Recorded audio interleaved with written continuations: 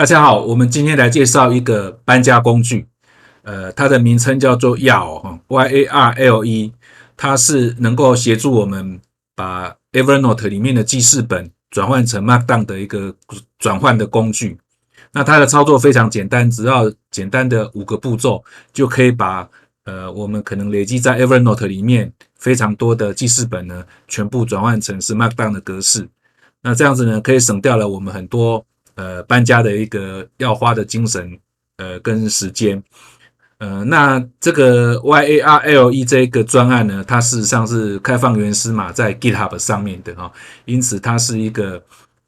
我們可以看到原始碼的一個工具。那我們也是直接到 GitHub 的網站上面呢，就可以直接下載它了。下面我們就來簡單的講一下要怎麼來做這個轉換的操作。要使用YARLE來做轉換呢，我們必須把我們的記事本呢匯出成一個匯出的檔案哦。那它的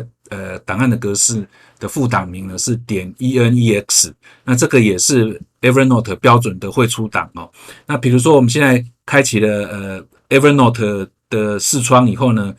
我們就在記事本裡面哦找到你要轉換的記事本哦。比如說我要轉換這個 Life 這個記事本，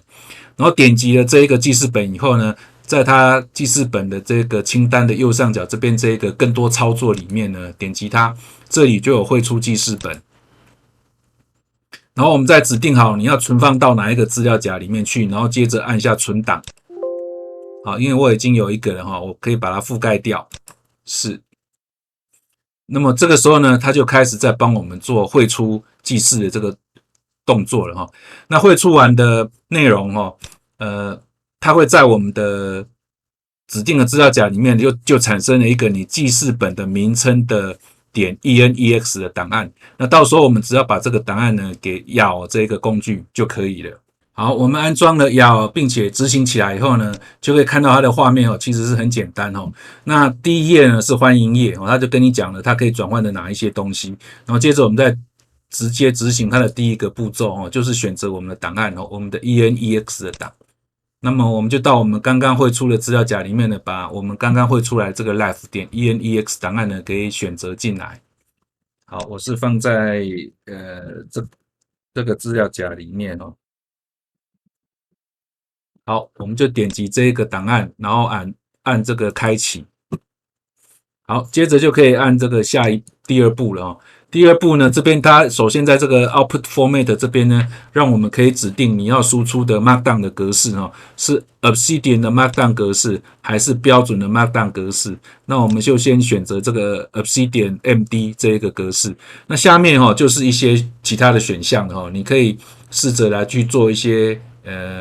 自己的修改，你也可以嘗試一下這些選項會不會對你造成最後的這個輸出的結果哦，會有更友善的結果哦。那我們現在這邊就是通通都保留預設值就都不去做變更，接着再來執行這個第三步。那在這邊呢，它是讓我們可以指定一個樣板就是說到時候轉出去的 Markdown 的每一個檔案呢，它的格式會是什麼樣子那我們這邊當然就可以根據自己的需要自己來變更它的樣板比如說你的標籤，它現在是放在這個檔案的最後面，你如果想要放在上面的話，你就可以把這個標籤的這一塊呢，把它搬到上面去好，那假如我們也都不動再直接點擊第四步，選擇我們輸出的資料夾那假設我們就是要輸出到我們剛剛產生匯出檔的這個目錄裡面那我們就直接點擊選擇資料夾。好，那它就會幫我們把資料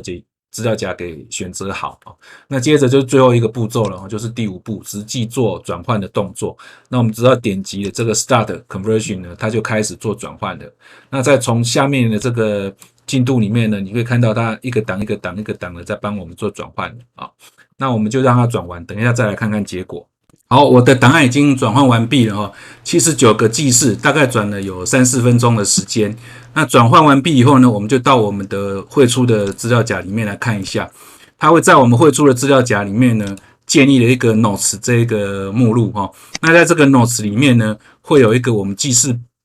本的名稱。那在這個記事本的裡面呢，就是我們一篇一篇的所有的記事